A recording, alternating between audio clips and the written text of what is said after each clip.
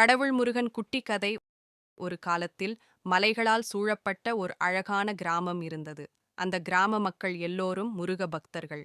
தினமும் காலை கோயிலில் விளக்கு ஏற்றி வேல்வேல் முருகா என்று ஜெபம் செய்வார்கள். அந்த கிராமத்தில் கண்ணன் என்ற ஒரு சிறிய பையன் இருந்தான். அவன் மிகவும் நல்லவன். ஆனால் அவனுக்கு ஒரு கவலை இருந்தது. நான் முருகனை நேரில் பார்க்கணுமே என்று தினமும் நினைப்பான். ஒரு நாள் கண்ணன் கோயிலில் தனியாக அமர்ந்து மனமார பிரார்த்தனை செய்தான். முருகா, எல்லாருக்கும் நல்லது செய்ற நீ ஒருமுறை என்னையும் பார்த்து ஆசீர்வதிக்கணும் என்று கேட்டான். அந்த நேரத்தில் கோயிலில் ஒரு பெரிய ஒளி தோன்றியது. அந்த ஒளியிலிருந்து வேலுடன் அழகான முருகன் தோன்றினார். முருகன் சிரித்தபடி சொன்னார், கண்ணா, என்னை பார்க்கணும்னா நல்ல மனசு, அன்பு, தைரியம் இருந்தா போதும். அவர் கண்ணனின் தலையில் கை வைத்து ஆசீர்வதித்தார். அடுத்த நொடியில் அவர் மறைந்தார். அந்த நாளிலிருந்து கண்ணன் எல்லாரிடமும் அன்பாக நடந்தான், பொய் பேசவில்லை. தைரியமாக இருந்தான். மக்கள் சொன்னார்கள், முருகன் கண்ணனின் மனசிலேயே இருக்கார் என்று.